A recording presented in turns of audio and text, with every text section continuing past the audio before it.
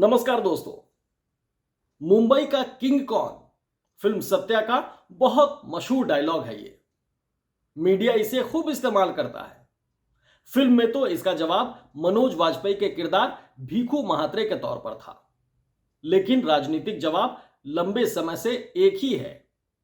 पहले बाला साहेब ठाकरे हुआ करते थे और उसके बाद शरद पवार।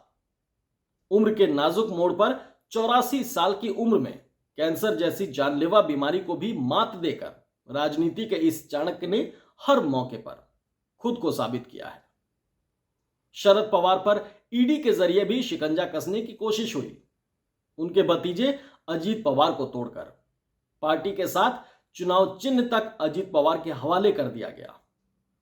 84 साल के शरद पवार को नए सिरे से अपनी एनसीपी को खड़ा करने के लिए जमीन पर उतरना पड़ गया।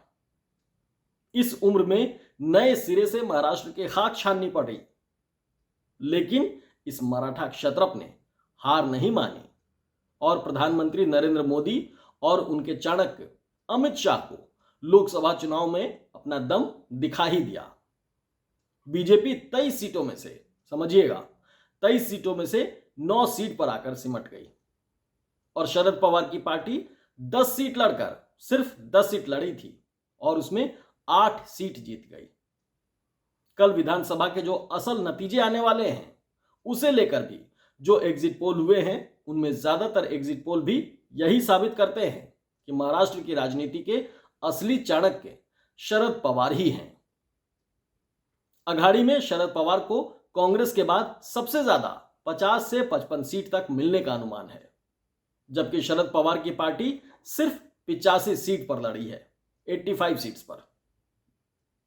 शरद पवार न सिर्फ राहुल गांधी और उद्धव ठाकरे के साथ महाविकास अघाड़ी के रणनीतिकार रहे हैं, बल्कि आगे के लिए भी किंग मेकर बनकर सामने आ सकते हैं। और इतना ही नहीं, एन वोटिंग वाले दिन जो कुछ भी हुआ, उसने इस बात पर मुहर भी लगा दी कि महाराष्ट्र में शरद पवार के बगैर सरकार बनाना बहुत मुश्किल है। यानी प्रधानमंत्री नरेंद्र मोदी वाली महायुति को भी कल शरद पवार की जरूरत पड़ सकती है, मदद की जरूरत पड़ सकती है उनकी। लेकिन सत्ता पहले अपनी ताकत का ही तेवर दिखाती है। शरद पवार को लेकर वोटिंग वाले दिन सामने आया सत्ता का तेवर भी इस मराठा क्षत्रप के कद और नई सरकार में शरद पवार के महत्व को ही बताता है। दोस्तों, वोटिंग वाले दिन ही शरद पवार की इकलौती बेटी सुप्रिया सुले को लेकर एक audio clip main stream media के तकरीबन हर बड़े चैनल पर आपने देखी और सुनी होगी। ईमानदारी तो यही कहती है कि सभी मीडिया हाउस को इतने संवेदनशील मौके पर इतने जिम्मेदार नेता के खिलाफ एक कथित ऑडियो क्लिप चलाने से पहले उसकी जांच कर लेनी चाहिए थी। लेकिन दिन भर माहौल बनाने के बाद शाम को उस ऑडियो क्लिप की जांच की बात मीडिया ने सामने रखी और खुद ही ये बता दिया कि क्लिप में आवाज सुप्रिया सुले की नहीं बल्कि एआई जनरेटेड लगती है, जो सुप्रिया सुले की तरह लगती है आवाज। सुप्रिया सुले तो सुबह से यही कह रही थी, लेकिन वोटिंग के दौरान लगभग दिन भर मीडिया ने यह क्लिप चलाई और बीजेपी ने आधिकारिक तौर पर बाकायदा ईडी जांच की भी मांग कर दी।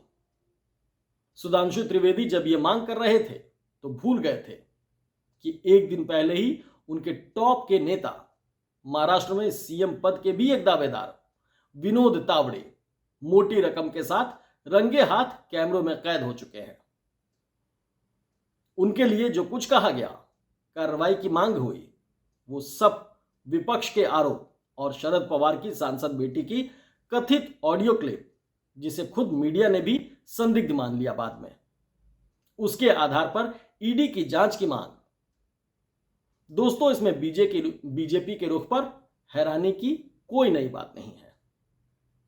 आप जरूर हंस सकते हैं। असल बात तो यह है कि वोटिंग के दिन आखिर शरद पवार की बेटी के जरिए इस पूरे खेल का मकसद क्या था और निशाने पर शरद पवार ही क्यों। महाराष्ट्र में शरद पवार की हैसियत तो हर कोई जानता है, राजनीति से कॉरपोरेट वर्ल्ड तक। शुरू में ही इसलिए मैंने आपको इस बारे में बता दिया था कि प्रधानमंत्री नरेंद्र मोदी भी इस हकीकत को जानते हैं। महाराष्ट्र के नतीजों को लेकर एग्जिट पोल कुछ भी कहे, मोदी अपनी पार्टी और पूरी महायुति की हकीकत जानते हैं। क्या इसीलिए सुप्रिया सुले से जुड़ा विवाद खड़ा करने की कोशिश की गई ताकि शरद पवार को काबू में किया जा सके? यह बड़ा सवाल है दोस्तों। सुप्रिया सुले पर क्रिप्टो करेंसी बिटकॉइन के जरिए करोड़ों की धोखाधड़ी का आरोप लगाती ऑडियो क्लिप उतनी ही संदिग्ध है जितनी राजस्थान में अशोक गहलोत को लेकर चर्चा में आई वो लाल डायरी थी। याद भी होगा आपको। और महादेव ऐप के नाम पर छत्तीसगढ़ में भूपेश बघेल पर लगे आरोप आपको याद होना चाहिए कि किस तरह उन दोनों राज्यों में चुनाव के दौरान उस वक्त के दोनों कांग्रेसी मुख्यमंत्री पर केंद्रीय सत्ता का शिकंजा कसा था। आरोप लगाने वालों में सीधे प्रधानमंत्री नरेंद्र मोदी भी थे। लेकिन दोनों राज्यों में चुनाव बीते अरसा हो गया, दोनों जगह बीजेपी की सरकार है अब।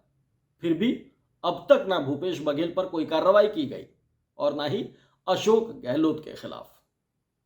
क्या इसीलिए कि चुनाव जीतने के बाद बीजेपी ने मामले में ढील दे दी, या फिर इसलिए कि बीजेपी ने दोनों हारे हुए मुख्यमंत्रियों को बख्श दिया, या फिर इसीलिए कि असल में कुछ था ही नहीं, सब कुछ सिर्फ एक चुनावी स्टंट था, कांग्रेस और उसके नेताओं को बदनाम करने का, साम दाम दंड भेद करके किसी भी तरीके से सत्ता हासिल करने का।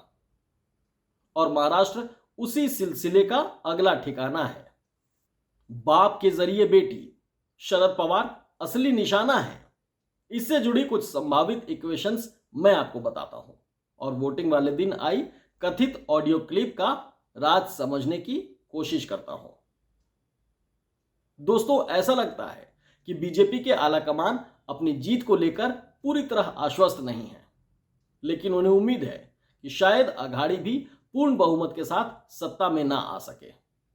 ऐसे में त्रिशंकु विधानसभा बनती है तो शरद पवार की भूमिका सीटों के लिहाज से भी और राजनीतिक कद के लिहाज से भी, दोनों लिहाज से सबसे अहम हो जाएगी।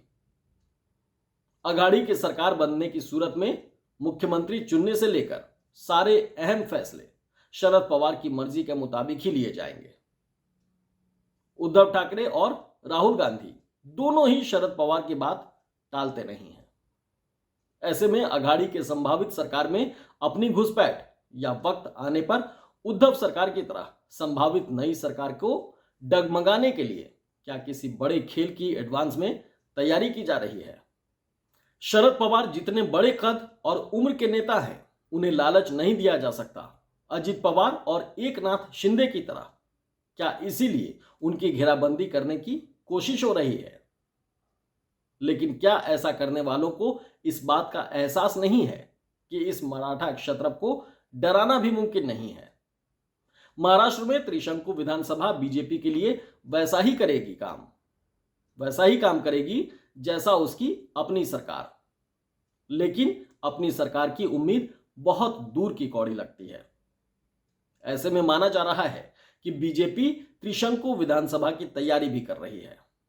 महाराष्ट्र में नतीजों और सरकार बनाने के बीच सिर्फ 3 दिन का समय है। सरकार ना बनने की सूरत में 26 नवंबर के बाद राज्य में राष्ट्रपति शासन लग जाएगा। राष्ट्रपति शासन के जरिए सत्ता की कमान फिर से केंद्र सरकार के पास ही आ जाएगी। इसके जरिए मोदी राज्य में अपने मुताबिक फैसले भी ले सकेंगे और भविष्य में बीजेपी की अगुवाई वाली सरकार की जोड़तोड़ को जो बिठाने का समय मिलता है वो उन्हें मिल भी जाएगा।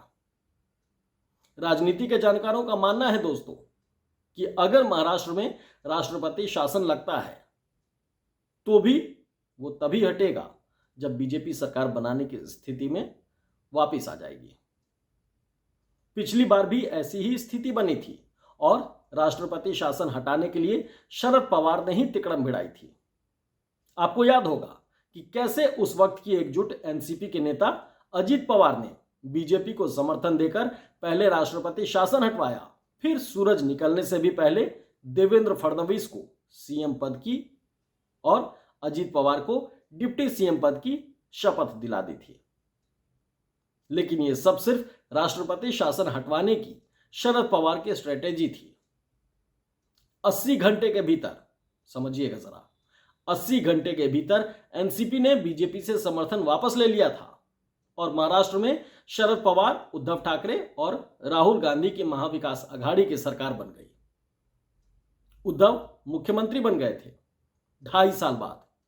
ठीक 2.5 साल बाद कैसे मोदी और शाह की तिकड़म से एकनाथ शिंदे और अजीत पवार अलग हो गए, आपको याद होगा।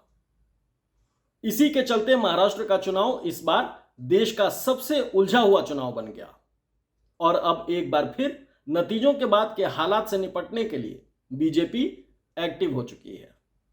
मोदी को महाराष्ट्र की सत्ता हर हाल में चाहिए दोस्तों, इसके लिए वो कोई भी दांव चल सकते हैं। ऐसा होना अब और भी अहम हो गया है क्योंकि अडानी को लेकर अमेरिका का नया कानूनी पेच सामने आ चुका है। इस पर आज सुबह ही मैंने एक वीडियो डिटेल में बनाया है। मेरी रिक्वेस्ट आप सभी लोगों से है कि उस वीडियो को आप जरूर देखिए और कल महाराष्ट्र के नतीजों को लेकर प्रधानमंत्री नरेंद्र मोदी की बेचैनी को और बेहतर ढंग से समझ सके। फिलहाल महाराष्ट्र में अघाड़ी और शरद पवार का ही अपर हैंड नजर आता है। बीजेपी और मोदी झारखंड में भी बहुमत से दूर नजर आ रहे हैं। एक्सिस माई इंडिया ने महाराष्ट्र का एग्जिट पोल ही नहीं दिया और झारखंड में राहुल गांधी, हेमंत सोरेन के गठबंधन वाली सत्ता के बरकरार रहने का अनुमान जता दिया है। यानी कल के बाद से मोदी की मुश्किलें और बढ़ सकती हैं। इन दोनों राज्यों के नतीजों का असर केंद्र की मोदी सरकार और खुद मोदी की प्रधानमंत्री की कुर्सी पर भी पड़ सकता है। ऐसे में कल के नतीजे कितने क्रूशियल होने वाले हैं ये आप सब समझ सकते हैं। असल नतीजों के साथ कल मैं फिर आपके साथ जुड़ूंगा। ये वीडियो हमारा कैसा लगा, इस वीडियो पर अपनी कमेंट राय मुझे ज़रूर लिखें। बताएं ज़रूर कि ये वीडियो आपको कैसा लगा। कमेंट बॉक्स में उसकी पूरी जानकारी ज़रूर दीजिए। बहुत बहुत धन्यवाद।